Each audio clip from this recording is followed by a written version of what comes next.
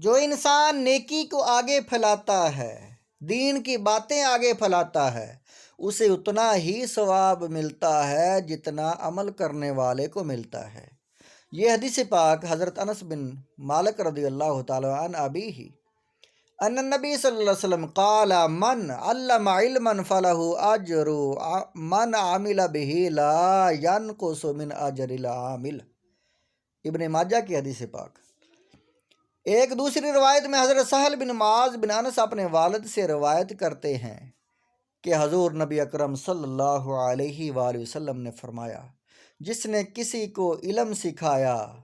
تو اسے اس پر عمل کرنے والے کے برابر اجر ملے گا، جبکہ عمل کرنے والے کے اجر میں بھی کوئی کمی نہیں آئے گی۔ یہ اتنی بڑی حدیث پاک فضیلت والی ہے، اتنی بڑی فضیلت والی ہے، اور اس کا جو ہے خود عمل کرنا تو بعض لوگوں کے لیے بڑا مشکل ہوتا ہے، لیکن جو عمل کر رہے ہیں ان کے ساتھ تعاون کرنا، ان کی مدد کرنا، ان کے لیے سہولت کاری کرنا، یہ اتنا بڑا ثواب ہے کہ ان عمل کرنے والوں کو جتنا ملے گا اتنا ہی سہولت کاروں کو ملتا ہے۔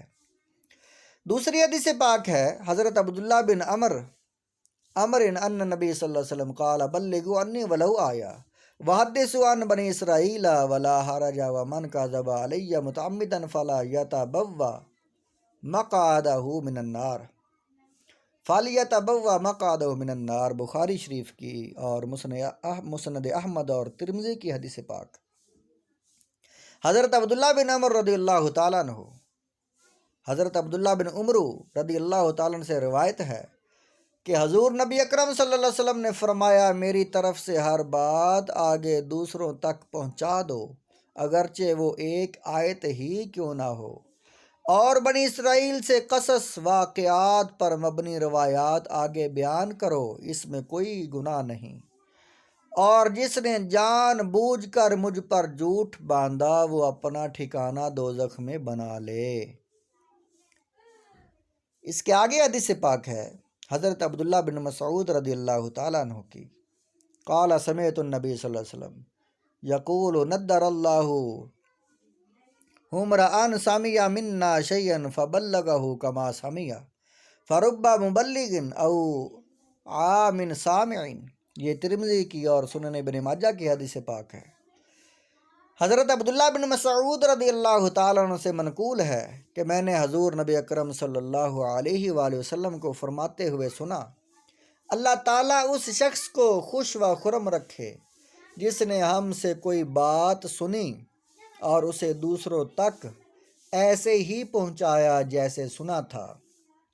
کیونکہ بہت سے لوگ جنہیں علم پہنچایا جائے براہ راست سننے والے سے زیادہ یاد رکھنے والے اور سمجھنے والے ہوتے ہیں۔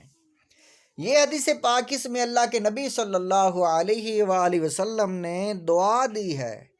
ان لوگوں کے لیے دعا مانگی ہے، اے اللہ ان کو خوش اور خرم رکھ، ان کو یا اللہ راضی رکھ، ان کو قلبی سکون عطا فرما، خوش و خرم رکھ، جن لوگوں نے میرے احکامات، میرے طریقے کو، میری سنتوں کو اور میرے فرمانوں کو، احادیث پاک کو آگے لوگوں تک پہنچایا ہے۔ جو ایسا عمل کرنے والا ہے، لوگوں تک پہنچانے والا ہے، ان کو اللہ کے نبی صلی اللہ علیہ وآلہ وسلم نے دعا دی ہے۔ تو لہٰذا سامعین سے گزارش ہے کہ ہر حدیث کو آگے شیئر کیا کریں